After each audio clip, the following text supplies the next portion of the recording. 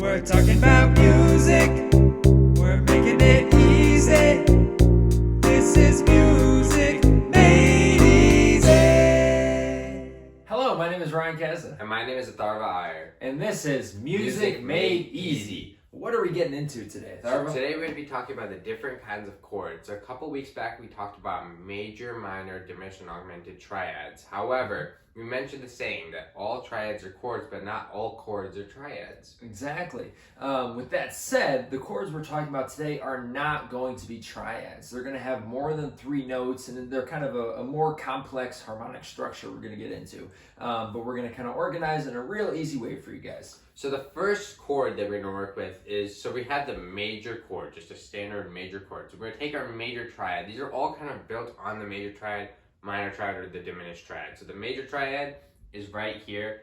We're going to take the key of C, so C, E, G, the 1, 3, and 5. And then we're going to take that bass root note and put it up top. So if you look at the intervals, major third, minor third, perfect fourth, and that is what makes us a major chord. And you can do that with any other key starting note. For example, D and E, going so on and so forth. But as long as you have that bass where you have the bottom note up top and here, and then the 3 and the 5 in the middle, that's what makes it a major chord. Exactly. So if I mentioned we pick that bottom note, put it on top as the root. Well, now for this next type of chord, we're actually going to bring that root on top down a half step to a B natural. And this is called a major 7 chord. And we're going to be saying 7 a lot. A lot of these chords are named 7 chords because they include some sort of 7th scale degree. So for this major 7 chord, and you can see the symbol up here, this says C major 7. You'll always have that letter name, and then it says M-A-J for kind of short of major, and then 7 because that's kind of the type of chord. You might also see a triangle for this, especially in jazz with improvisation. So with this chord, we have the 1, 3, 5, and major 7.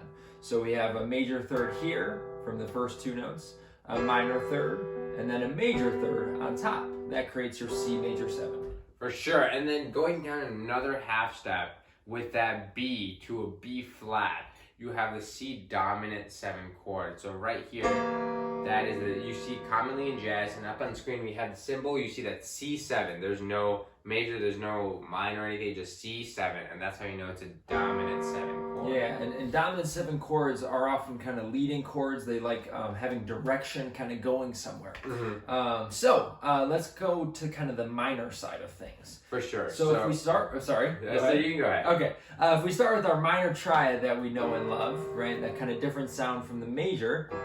Now we're flatting the 3, remember, to get that minor. And then as Atharva added the kind of 1 on top for the major, we'll do that same thing to create a nice minor chord. And then from there, we'll adjust that top note to get the other chords. So when we adjust the top note down a half step, kind of how we do the major chord, we get that, it's called a minor major 7. So you have the minor third and then the major 7. So the way you might see this in music is you have the minor major, like min / major, and then the 7, and that's how it's commonly appeared in music. Yeah, exactly. So let's take that B down another half step. So we have now C, E flat, G, and B flat. A nice minor third to start, and then a major third, and then another minor third. It's kind of important to kind of notice the intervals between each note, as well as the interval from the very starting note to the last note, because that will often tell you what chord it is. For example, C to B flat, if you remember from our interval episode, that was a minor 7 interval, and we call this chord a minor 7 chord. And the way that kind of looks on screen, you see C minor, kind of M-I-N, and then the 7. You might also see kind of a minus sign, a little dash. Any of those will indicate this minor 7 chord. Alright, and then the final one for the diminished, we're going to get into the diminished chords. So there's 2 kinds of diminished chords. The first one is a half diminished chord. So a half diminished chord is built upon the minor 7 chord. So we have that, and then we take it down, take the 5th down, so that G down a half step to G flat. So that is what a half diminished thing is. And when you see a half diminished, the way you see it is C, and there'll be a circle with a /7. So that means C half diminished. Now going down a further half step from that B flat to the A or B double flat, as the correct term is, you have C fully diminished. So you'll see C with the circle and then a 7.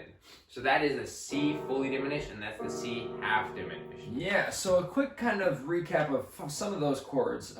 We created this nice little visual for you guys. You can see there's kind of two identifying notes, identifying factors in all of these chords that really make the chord what it is in terms of its sound and quality and function. So with our C major 7 chord, we have the major 3rd and the major 7. For all these chords, we're dealing with the 3rd and the 7 primarily. Because you noticed for all those chords except the diminished, the 1 and the 5 stayed the same. Those were always the same. That's kind of that perfect 5th foundation, right? As we move on, we have the C7 chord, or the dominant 7 chord, which has a major 3rd and a minor 7. And then we have the minor 7 chord, a C minor 7, which has a minor 3rd and a minor 7. Yeah. And then we have our C minor major 7, and it sounds exactly how it kind of looks. We have a minor 3rd and a major 7 for that one. And then going to the diminished, where we did modify the 5th, so we had the C minor 7 as our bass, and then we flatted the 5, and then further flatted the 7 for the fully diminished. The half diminished is the flat 5, and then you have the fully diminished with the double flat 7 and the flat 5. Which makes it all minor 3rd intervals. So right? We talked about a lot with diminished, it's minor, minor, minor. Exactly, and so that's what gives it that like scary horror feeling chord. Well, if you guys have any questions, please leave them down in the comment section below. Thank you guys so much. Awesome, thanks. We hope you learned something. Have a great day. Bye, guys. We're talking about music. We're making it easy. This is music.